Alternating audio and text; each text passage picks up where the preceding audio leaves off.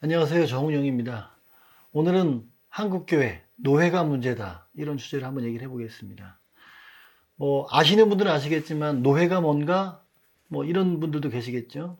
설명을 좀 드리겠습니다. 개별 교회들이 모여있는 그 상회라고 불리는 조직이 노회입니다. 그리고 그 노회들이 모여서 함께 회의하는 곳이 총회죠. 대한예수교 장로회 총회 합동측, 대한예수교 장로회 통합측 합동측, 대한감리회 등등 총회라고 얘기하는 그 교단이 있고요. 그 교단 안에는 각 노회들이 있고 그 노회에 교회들이 소속되어 있는 겁니다. 장로교 같은 경우는 노회 정치라고 합니다. 노회가 굉장히 중요한 역할을 합니다. 나중에 부동산 문제도 말씀을 드리겠지만, 개별 교회가 그 부동산을 가지고 있는 건물이든 땅이든 그 부동산을 명의를 둬야 되는데, 개별 교회가 법인을 가질 수 없기 때문에 어떤 방식으로 하냐면 노회가 유지재단이라고 하는 것을 만들었습니다. 그래서 그 유지재단의 교회 재산을 소속할 수 있도록, 그 명의 신탁 형태죠. 그렇게 하도록 노회 법에는 되어 있습니다. 그거보다 더 중요한 것은 개별 교회에서 목회하고 있는 담임 목사님이나 부목사님들, 그 목회자들을 라이센스를 발급해 주는 곳이 바로 노회입니다. 최종적으로야 대한예수교 총회, 대한감리회, 대한성결회 등등 그 교단에서 발급하는 것 같지만, 실제로 그 목사 자격증을, 그 목사 라이센스를 주는 곳은 각 개별 노회입니다. 굉장히 중요한 기관이죠. 그러니까 가장 이 노회가 중요한 역할을 하는 이유 중에 하나가 뭐냐면, 그 목사님에 대해서 그 노회가 치리할 수 있는 권한을 가지고 있다고 하는 겁니다. 노회가 치리할 수 있다고 하는 것은 뭐냐면, 목사님이 문제가 생겼을 때 그 문제가 생긴 목사님, 범죄한 목사님에 대해서 노회가 치리를 하면 그 교회 문제에 갈등이 생기질 않아요. 생길 이유가 없죠. 왜? 노회에서 그 목사를 처벌하고 라이센스를 빼앗거나 처벌했기 때문에 개별 교회에서는 그것 때문에 갈등이 생길 이유가 없습니다. 그런데 노회가 이런 치리라고 하는 그 권한을 제대로 행하지 않기 때문에 한국교회에 상당히 심각한 문제가 생기고 있다는 것입니다. 여러 가지 문제를 제가 말씀을 드리지만, 문제의 원인을 떠나서 문제를 풀어가는 과정에서 저는 가장 심각한 것을 이 노회의 불성실함이라고 생각합니다. 한 가지 사례를 들어 설명해 볼까요? 자, 기사를 보시면 알겠는데, 젊은 목사, 강 목사가 있었습니다. 이 강 목사는 청소년 사역자였어요. 근데 이 강 목사가 그 교회 청년하고 부적절한 관계를 맺은 게 들통이 났습니다. 그런데 그 부적절한 관계를 맺은 게 한 번이 아니었던 거예요. 2건, 3건이 드러나면서 교회가 뒤집어졌습니다. 결국 그 강 목사는 교인들 앞에서 그 사실을 인정했고 사죄도 했습니다. 그것을 교인들이 영상으로 촬영을 했죠. 그래서 그 강 목사에 대해서 노회에 치리할 것을 요구했는데 노회가 치리를 안 합니다.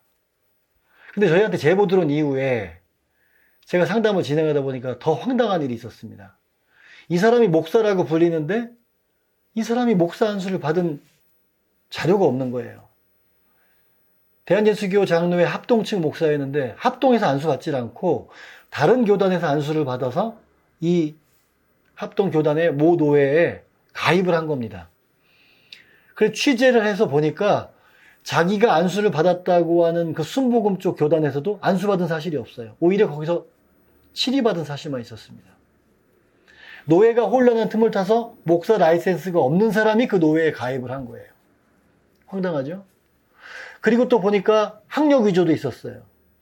외대에 나왔고 어디 나왔고 했는데 그게 다 거짓 허위 학력이었던 데다가 목사 안수를 떠나서 목사로서 자격을 갖출 수 있도록 공부를 한 적도 없어요. 그런데 이런 사람이 목사가 됐습니다. 자, 이 문제가 기사까지 나갔습니다. 다 어떻게 해야 되죠? 노회에서 치리를 해야 됩니다. 그런데 노회에서 치리를 하지 않습니다. 교인들도 계속 노회에 항의를 했고 저희들도 역시 공문을 통해서 치리할 것을 요구했습니다. 심지어는 제가 항의 방문까지 했어요. 그래서 그 노예 목사님들을 만났는데 그 목사님들이 치료하지 않는 이유가 뭐냐 물었더니 자기들은 판사가 아니라는 겁니다.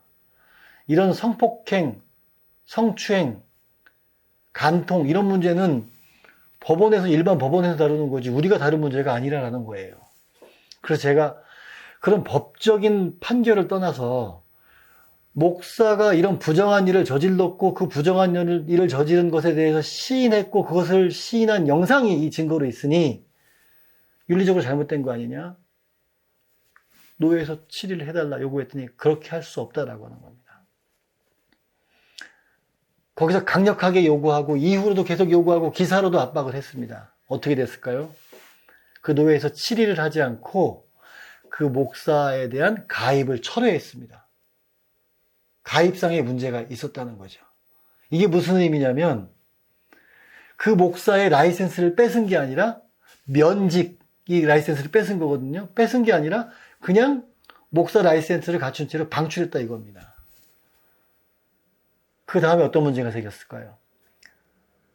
얼마가 지난 뒤에 또다시 제보가 들어왔습니다. 이 사람이 이름을 바꿔서 목회를 또 하고 있다라고. 제가 전화를 했습니다. 그랬더니 순간 목소리를 바꿔서 자기는 자기가 아니라고 얘기를 합니다. 그리고 다시 확인해 보니까 그 자리에서 또 떠나버렸어요. 또 얼마 뒤에 제보가 들었습니다. 인천 어디서 목회를 하고 있다고. 또 연락했습니다. 또 옮겼습니다. 그러다 결국은 몇 년 뒤에 또 다른 교회에서 목회하다가 성폭행 사실이 있어서 구속되고 말았습니다. 제가 한국교회 담임 목사가 문제다라는 말씀을 드릴 때 목사님들이 원래는 좋은 분들이었는데 이 한국교회의 정치나 이런 문제들 때문에 목사님이 변질된다 이렇게 말씀을 드렸었죠. 근데 다 그런 건 아니고 이런 정말 나쁜 사람이 목사가 되기도 하는 겁니다. 애초부터 나쁜 사람이었어요. 과거 행적을 살펴보면. 나쁜 의도로 목사가 된 거고요.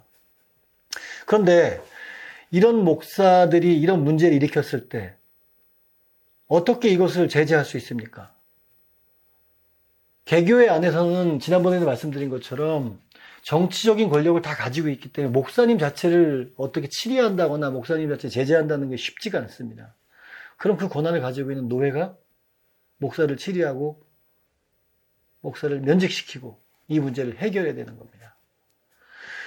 그런데 안타깝게도 이런 큰 역할을 해야 할 그런 중요한 권한을 가지고 있는 노예가 제대로 그런 역할을 하지 않는다는 겁니다. 아주 오랫동안 제가 상담을 하면서 그 수많은 사례들을 겪으면서 노예가 정당하게 정의롭게 판결하는 사례를 한 번도 본 적이 없습니다. 저 개인적으로 그렇습니다. 노예가 그런 역할을 하지 않다 보니까 개별 교회는 그 갈등을 고스란히 떠안을 수밖에 없고 교회는 쪼개질 수밖에 없는 겁니다. 한국교회 노예가 정말 문제입니다. 이 문제는 제가 어떻게 해결책을 제시할 수가 없습니다. 노회에 속해 있는 목사님들 한 분 한 분 보면 다 멀쩡해 보여요. 다 정의로워 보여요. 근데 노회 재판부에 들어가거나 노회에 들어가서 회의할 때 보면 이 정의를 세우려고 하는 그 적극성이 전혀 없습니다. 그러다 보니까 노예가 이렇게 되고 만 것입니다.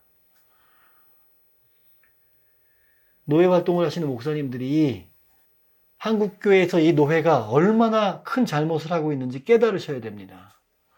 정의로운 목소리를 내셔야 됩니다. 그래야 한국교회가 살 수 있습니다. 그래야 한국교회가 더 이상 이렇게 망가지지 않게 되는 것입니다. 오늘은 한국교회에서 노예가 얼마나 큰 잘못을 하고 있는지 그것을 한번 살펴보았습니다. 다음에 다른 주제로 찾아뵙겠습니다.